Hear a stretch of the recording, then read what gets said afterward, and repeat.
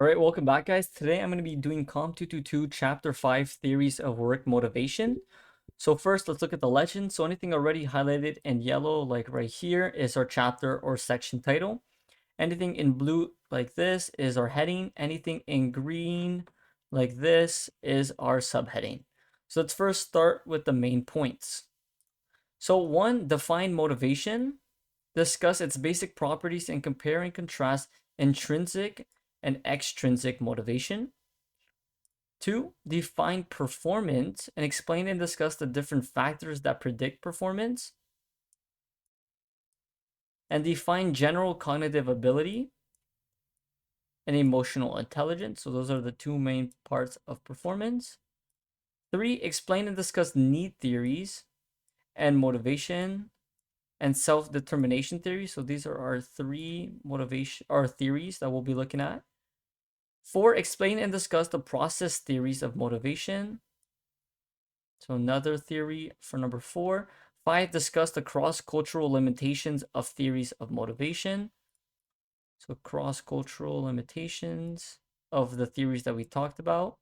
And then 6, summarize the relationship among various theories of motivation, performance, and job satisfaction. So I'll just summarize the relationship among the various theories. So at the end, we'll see how all the theories work together to create job satisfaction and motivation. All right, so let's start with number 1. What is motivation? So in an organization's perspective, being motivated is defined as working hard and constantly working at their job. Motivation is the extent to which persistent effort is directed towards a goal. An example of this is sales team performance directed towards the specific goal of increasing sales revenue. So, basic characteristics of motivation: we have effort. The first aspect of motivation is the strength of the person's work related behavior and the effort the person exhibits on the job. So, an example of this is the sales team putting extra effort by prospecting, cold calling, and presenting to boost clients. So, persistence. This is the second characteristics of motivation. It is continued and sustained effort, determination, and resilience an individual demonstrates in pursuing a goal. So I'll highlight all of this. Pursuing a goal or overcoming obstacles. So an example of this is the sales team views setbacks as opportunities to learn and adjust their approach to clients. They're persistent from the setbacks. So direction, the third characteristic of motivation is the direction of the person's work-related behavior. Do workers channel persistent effort in a direction that benefits the organization? So what direction are the workers putting their efforts in? So an example of this using the sales team is the sales team channeling their efforts to boost market share. So we're channeling our efforts in the direction to benefit the organization. And then we have goals. Ultimately, all motivated behavior has some goal or objective towards which it is directed. In an organization's perspective, goals might include high productivity, good attendance, and creative decisions. So let me just highlight this. So an example of this is for a sales team, the goal would be to expand the organization's market share by 25% this fiscal year. So here's just a diagram that summarizes everything. So effort and persistent influences direction, and direction influences our goal. So extrinsic and intrinsic motivation. So some people are motivated by factors in the external environment, so such as supervision or pay. And then others believe that people can be self-motivated through internal motivation, passion for innovation and creativity. So let's look at the differences. So intrinsic motivation is the relationship between the worker and the task and is usually self-applied. So I'll highlight that, self-applied. Intrinsic motivation is beneficial for performance on complex tasks. Example, feelings of achievement, accomplishment, challenge, and competence are part of intrinsic motivation. So extrinsic motivation, the work environment external to the task and is applied by someone other than person other than the person being motivated. Extrinsic motivation is most beneficial for performance on one more simple and mundane task. Example, pay, fringe benefits, and company policies. So external to the task. So thus, both intrinsic motivation and extrinsic motivation are related to performance. Extrinsic motivation is strongly related to the quantity of performance. The quantity of performance is extrinsic motivation. And then intrinsic motivation is strongly related to the quality of performance. Right, so number 2, motivation and performance. While motivation can contribute to performance, the relationship is not always guaranteed. Performance is the extent to which an organizational member contributes to achieving the objectives of the organization. The member contributes to achieving the objectives. There are two forms that are important for performance. We have general cognitive ability, which I'll explain right here, and emotional intelligence, we'll explain next. So general cognitive ability, this is a person's basic information processing capacities and cognitive resources. It reflects an individual's overall capacity and efficiency to mentally process, understand, and learn information. So cognitive ability and motivation are both important for predicting performance. An example of this is problem solving a project in a tech company using problem solving skills, analytical thinking, and grasping complex concepts. So this would be an example of general cognitive ability. So I'll just highlight this again, just so you guys make sure you know what that is. And then we'll look at emotional intelligence. So emotional intelligence is the ability to understand and manage one's own feelings and emotions. So it focuses on perceiving and expressing emotion, assimilate emotion and thought, understand and reason about emotions, and manage emotions in oneself and others. So here's the 4-branch model of emotional intelligence. We have number 1, perceiving emotions accurately in oneself and others. So the ability to perceive emotions and to accurately identify one's own emotions and the emotions of others. So accurately identify one's own emotions and the emotions of others. This is the most basic level and is necessary to be able to perform the other steps in the model.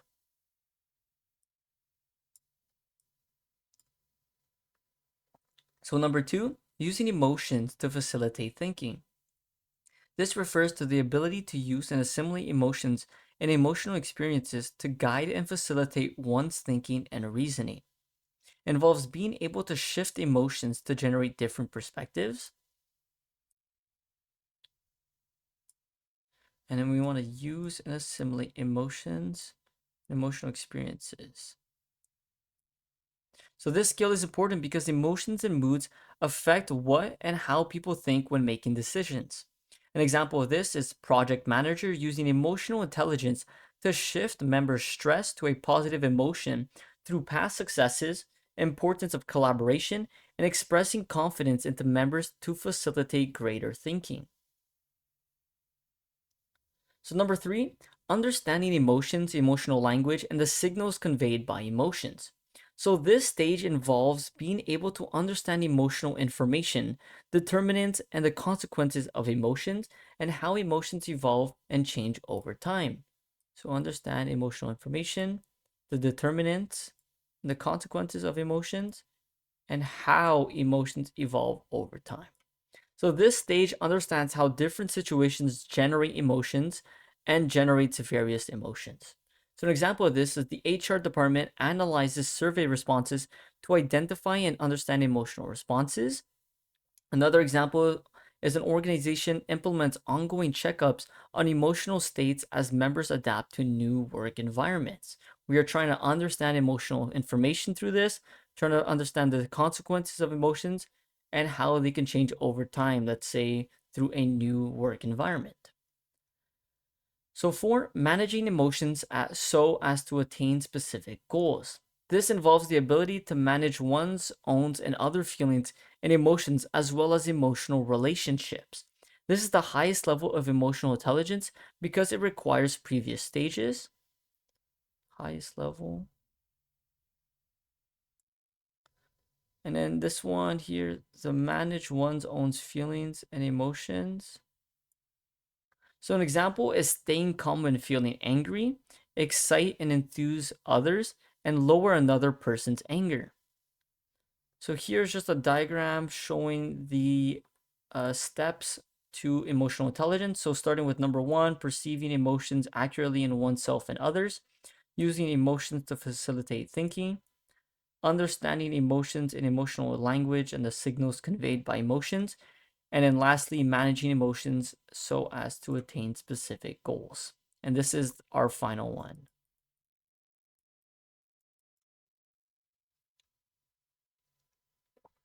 So, motivation performance relationship.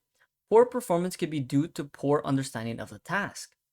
We can concentrate on the motivational components of performance rather than on the other determinants. So, an example of this is sales team falling short of its target, not because of a lack of skill, but also due to a lack of understanding the product offerings.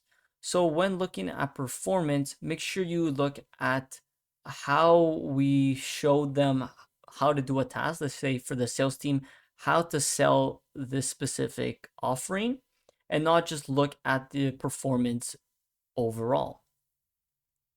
So that's just a good thing to remember. So 3 need theories of work motivation. The first 3 theories of motivation we will consider are need theories. These theories specify the kinds of needs people have and the conditions under which they will be motivated. So the needs people have and how they will be motivated. So needs are physiological and psychological wants or desires. Wants or desires that individuals can satisfy by acquiring certain incentives or achieving particular goals. So needs create behaviors, and then behaviors create incentives and goals. So need theories are concerned with what motivates workers. So need theories is what? We're answering the question of what motivates. So McClellan's theory of needs. So according to the theory of needs, needs reflect relatively stable personality characteristics that one acquires through early life experiences and exposure to selected aspects of one's society. So this is important to remember. Need theories reflect early life experiences and exposure to selected aspects of one's society. So, society. The 3 needs have special relevance for organizational behavior. These are the needs for achievement, the need for affiliation, and the need for power. So, let's look at the need for achievement or NAC. A strong desire to perform challenging tasks. A person who is concerned with bettering their own performance or that of others. A preference for situations in which personal responsibility is desired for outcomes, a tendency to set moderately difficult goals that provide for calculated risks and stimulating success, a desire for performance feedback to learn strategies for success. So, all of this is pretty much important to know if someone is in need for achievement. So, to learn strategies for success, performance. Yeah. All right. So, need for affiliation and a strong desire to establish and maintain friendly, compatible interpersonal relationships. They like to like others and they want others to like them. And they like to like others. They prefer to avoid conflict and competition with others. So avoid conflict and avoid competition. I'll highlight all of that actually. And they exhibit strong conformity. So they are in the need of belonging. So affiliation, they want to be part of a group. They need to be affiliated with other people. So need for power, or NPOW, is a strong desire to have influence over others and have significant impacts on them. They show a strong concern for personal prestige. So an example of this is journalism or management. Journalisms like to have an influence over others and have impacts over people. And management, well, management, since they control people, they have an influence over others. And need for power isn't always a bad thing. So for journalism, that's not always a bad thing, and for management as well.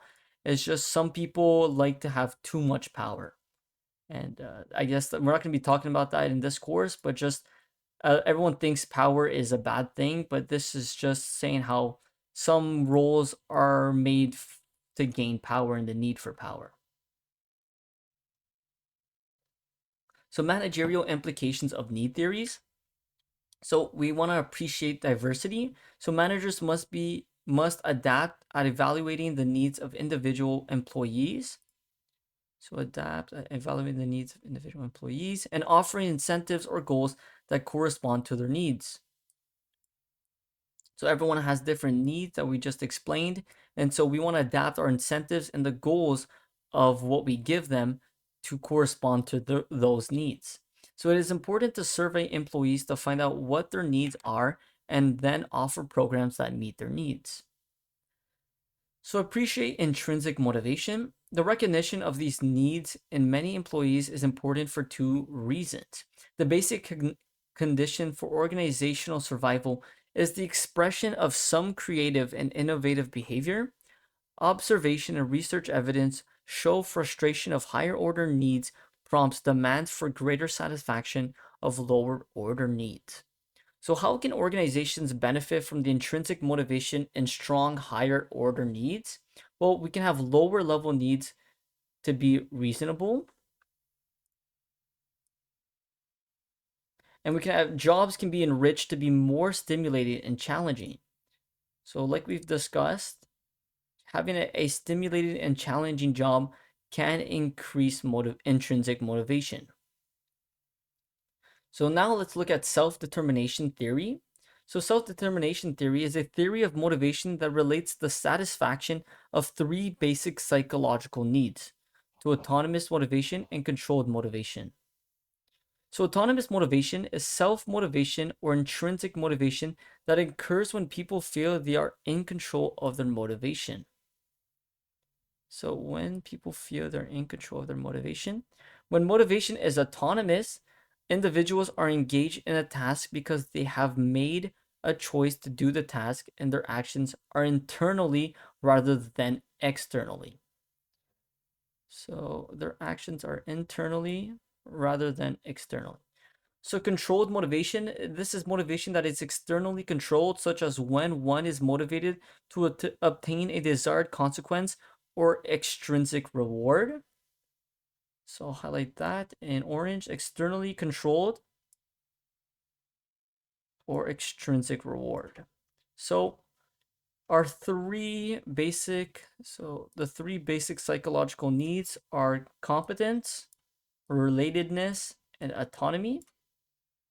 So competence has to do with feeling a sense of mastery and being effective in one's environment. So an example of this is an organization that allows employees to enhance their technical skills and stay updated on industry trends. Two, relatedness has to do with feeling connected to others. An example of this is a marketing agency emphasizing team collaboration and relationship building to feel connected to colleagues. Three, autonomy refers to having choice and feeling unforced in one's behavior. Autonomy support is providing employees with choice and encouragement for a personal initiative.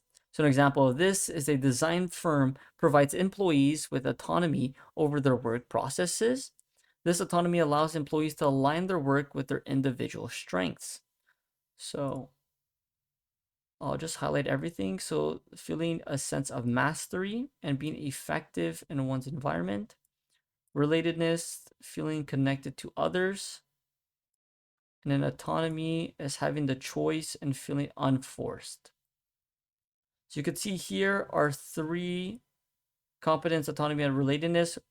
These are influencing our motivation of autonomous or controlled motivation. So number 4, process theories of work motivation. So process theories, these are motivation theories that specify the details of how motivation occurs. So expectancy theory is the belief that motivation is determined by the outcomes that people expect to occur. So I'll highlight that. As a result of their actions on the job. Outcomes are the consequences that follow certain work behaviors. So if we do a certain work behavior, what is the consequence that we believe should happen? So people will be motivated to perform in work activities they find attractive and feel they can accomplish.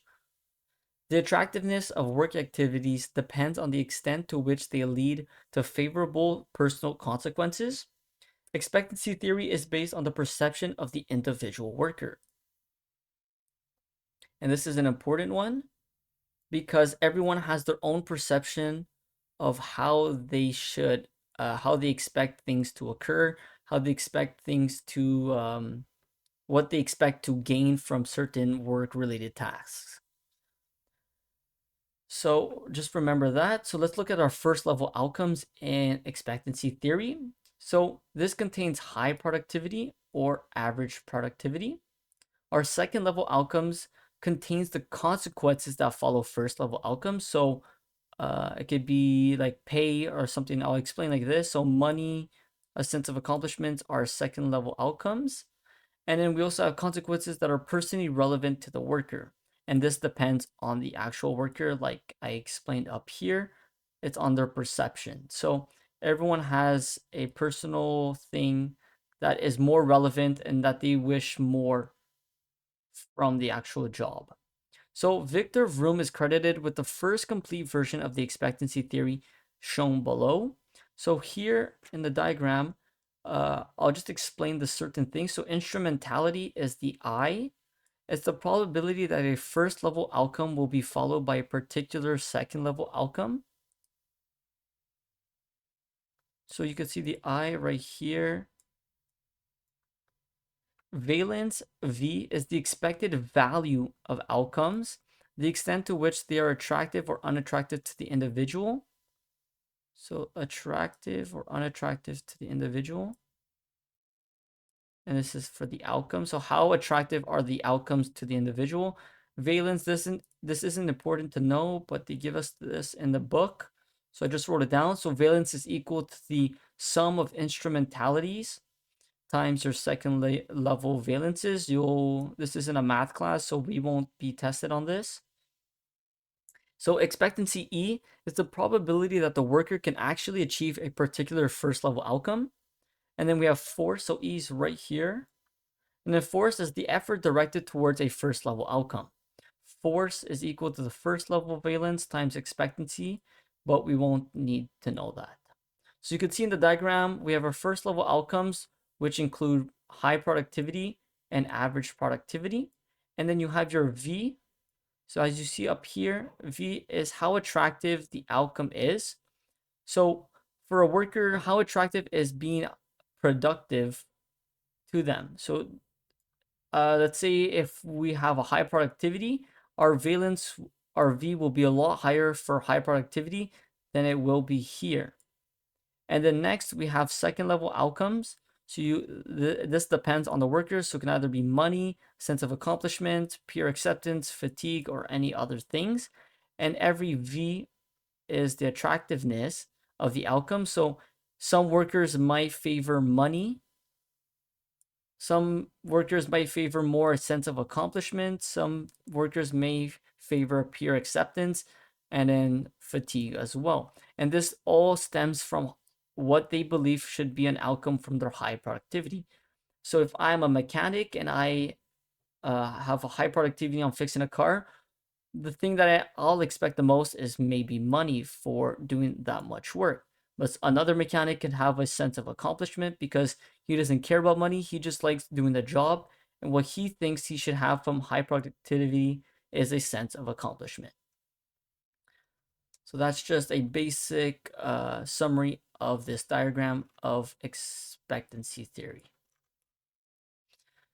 So managerial implications of expectancy theory. So the motivational practices derived from expectancy theory involve individuals attaching numbers to expectancies, instrumentalities, and valences. So boost expectancies. Managers must ensure that, that their employees expect to be able to achieve first level outcomes. Low expectancies can take many forms. So employees feel that poor equipment impedes their work processes. Employees do not understand what the organization considers as good performance. Employees' expectancies can be enhanced by providing proper equipment and training, demonstrating correct work procedures, explaining performance evaluation, and listening to employees' performance problems. So use this to boost expectancies and motivation. So clarify reward contingencies. So managers should ensure that the paths between first and second level outcomes are clear. Instrumentalities must be established and clearly stated and then acted on by the manager. So an example of this is if the manager desires regular attendance, they should clarify the consequences of good and bad attendance. So you have to clarify your rewards here. So here I'm gonna put that in blue. So first and level outcomes are clear and clearly stated and established. So appreciate diverse needs. So managers would do well to analyze the diverse preference of second level outcomes for employees. So this is what I explained earlier. A lot of employees might have differences in the second level outcomes that they prefer. All right, so going on to another theory, we have equity theory. So this is motivation stems from a comparison of the inputs one invests and outcomes one receives compared to others' inputs and outputs. So I'll highlight all of this. Others. So equity theory is a theory of motivation because individuals are motivated to maintain an equitable exchange relationship. So here are the tactics to reducing inequity and achieving equity. So perceptually distorting one's own input and outcomes, perceptually distorting the inputs or outcomes of the comparison. So when we compare what we get with other coworkers, we want to perceptually distort that. Choosing another comparison person, altering one's inputs or altering one's outcomes, and leaving the exchange relationships. So let's look at gender inequity within equity theory. So both women and men tend to choose same-sex comparison persons when judging the fairness of outcomes. So when it comes to comparing one's input and outcomes to others, it is important to choose relevant comparators regardless of gender.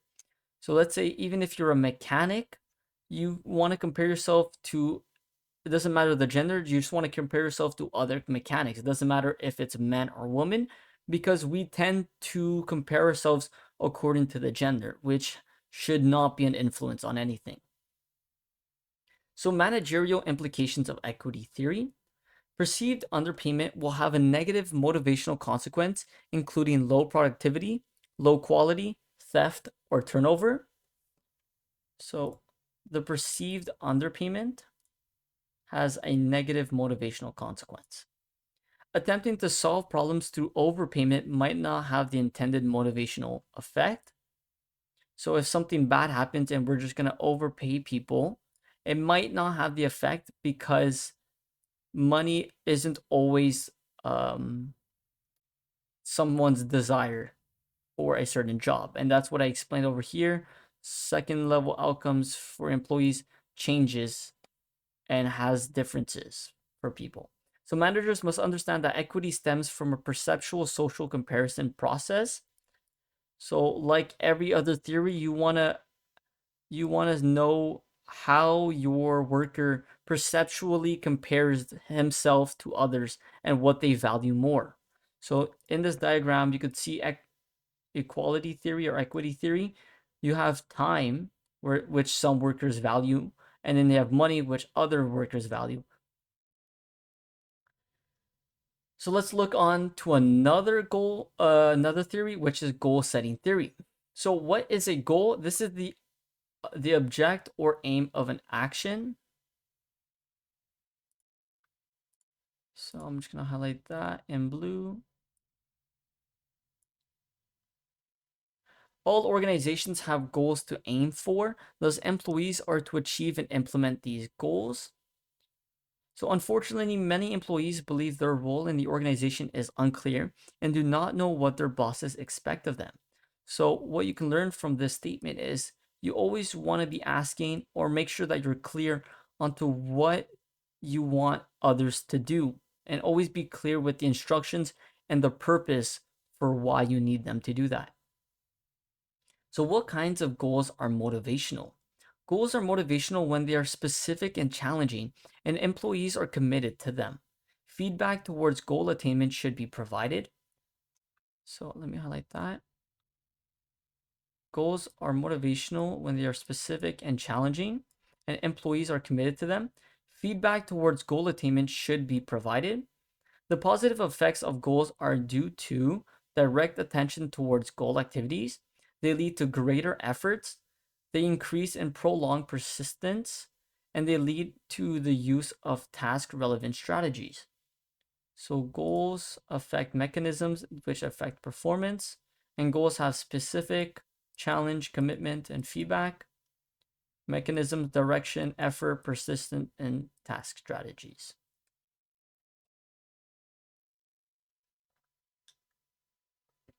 So goal specificity. So specific goals are goals that specify an exact level of achievement for people to accomplish within a time frame. So I'll put that in pink.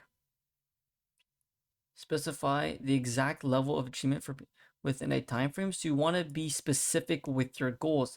A lot of people, when let's say if we use the example of New Year's resolutions, they are very broad with their goals and that doesn't help them. So if you set a time frame for your goals, and the shorter the better, because the longer, let's say for New Year's resolutions, it gets drawn out and we tend to forget it. So make sure your time frame isn't too long where you'll still be motivated, and it's specific enough where you know why and how to attain that goal. So goal challenge. Goals cannot be too challenging to the point of being impossible. This will lose motivation. So you cannot be too challenging. Base initial goals on past performances. So goal commitment. The effect of goals on performance is strongest when individuals have high goal commitment. So participation. Participation induces competition and team spirit, which can lead to exceeding goal expectations. Rewards. The promise of extrinsic rewards money can increase goal commitment. So extrinsic rewards can increase goal commitment. Management support. So supervisors must assist employees in goal accomplishment and support through high and lows. Goal feedback. Specific and challenging goals have the most and beneficial effect when they are accompanied by ongoing feedback. So if you are the manager, you want to be giving ongoing feedback to workers about how they've accomplished things, how the goal is being developed, and how close they are. And this is best used when it is a challenging goal. Because if we don't give them feedback, the workers might have a sense that this goal is way too challenging and that their efforts are not being used in a proper way. If you tell them that their efforts are being used properly and that we're getting closer to this challenging goal, this could increase their motivation and their commitment to the goal. So, goal orientation, an individual's goal, preferences, and achievement situations. So, learning goal orientation, a preference to learn new things and develop competence in an activity by acquiring new skills and mastering new situations. So, learn new things, develop competence, acquiring new skills, and mastering new situations. Performance prove goal orientations, a preference to obtain favorable judgments about the outcomes of one's performance. So, favorable judgment about the outcomes of one's performance. And then we have performance avoid goal orientation. This is a preference to avoid negative judgments about the outcomes of one's performance. So you just need to know the differences between these two. Having a favorable judgment about the outcomes of one's performance is always better because this allows the worker to learn from their mistakes. And the other one, so avoiding negative judgments is always bad because you won't learn anything if it's not a negative. So if it's always positive, you'll think that you're always doing the right thing, but there's always small things, even if, so negative doesn't always need to be like the biggest thing. It could be small, little things that you can work on and increase your productivity and performance. So it's always good to have negative judgments, and it's also good to have positive judgments. So goal proximity. So goals can be distinguished in terms of whether they are distal or proximal goals. Distal goals are long-term or end goal. And then proximal goals are short-term or sub-goal. So managerial implications of goal setting theory. Managers must set specific and challenging goals and provide ongoing feedback for employees to compare their performance. So this is just a summary of what I explained earlier. And just make sure you guys remember all the three things. So for goal setting theory, make sure it's specific, make sure it's challenging, and make sure you have ongoing feedback. So 5, do motivation theories translate across cultures? So are the motivation theories that we have just discussed in this chapter culturally bound? Human needs will come up against cultural limitations to their generality. So let me highlight that. So every need has some differences through culture. So culture differs in which they value achievement. So the whole concept of intrinsic motivation might be more relevant to wealthy societies than to developing societies. So SDT theory. So the three psychological needs were positively related to autonomous motivation through the size of the relationships varied across countries.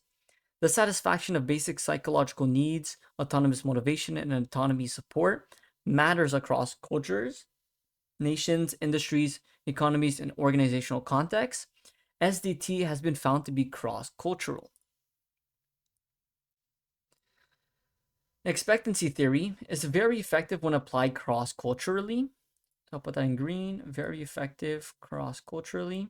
The theory allows for the fact that the work outcomes, social acceptance versus individual recognition, might have different valences across cultures.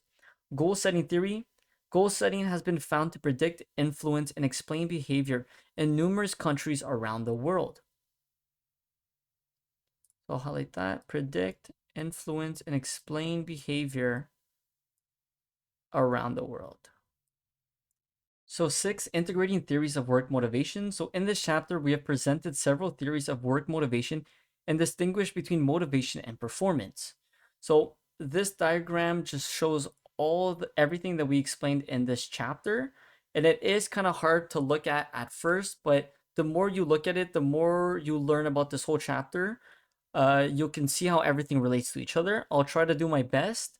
So looking at box 1, individuals direct their efforts towards a particular first level outcome, the expectancy, and increase the amount and persistence of effort to the extent they believe in second level outcomes, instrumentality. So what I just did right here, I just explained what the box 1 is. This is our expectancy theory. If you're not familiar with it, I would suggest just going back in the video, learn your expectancies, your instrumentalities. So then box number 2 over here, our goal setting theory, is indicated that specific and challenging goals will have a positive effect on the amount, persistence, and direction of effort. So box 3 to 5, so 3, 4, and 5 over here. So box 3 will be translated into good performance. So box 3, our motivation, which is autonomous and controlled through our effort, persistence, and direction, will influence performance, which is box 5 right here. And then if the worker understands the task, box 4. So a mix of box 3 and box 4 will lead to box 5. And I hope that makes sense. So combining motivation and intervening factors is what creates performance and creates good performance. Box 6 over here is the extent that performance is followed by outcomes that fulfill individual needs. This is need theory. And our positively valent expectancy theory, rewards can influence motivation. So box 3. So you could see that our performance, box 5, affects our needs and valence, box 6. And these needs, through intrinsic rewards and extrinsic rewards, affect our motivation. So you can see in the diagram that some boxes go back to others. So although 3 might affect 5 and then 5 affects 6, 6 goes back and affects 3. So box 7, rewards individuals receive are also the outcomes of the equity theory and is used to form perceptions. Perceptions can influence motivation. So box 3. So you could see equity perception. So equity theory. This can have an influence on motivation. So a lot of things can affect motivation. And then box 8 is job satisfaction. So at the end, how everything can affect job satisfaction, and job satisfaction can also affect our performance. So if we have good job satisfaction, we'll have a good performance. And then bad job satisfaction relates to bad performance. So hopefully that's clear. If you guys have any questions, you can leave a comment down below. If you want to look at the notes, it'll be in the description below, as well as a Quizlet link so you can learn and quiz yourself on this chapter. Thank you.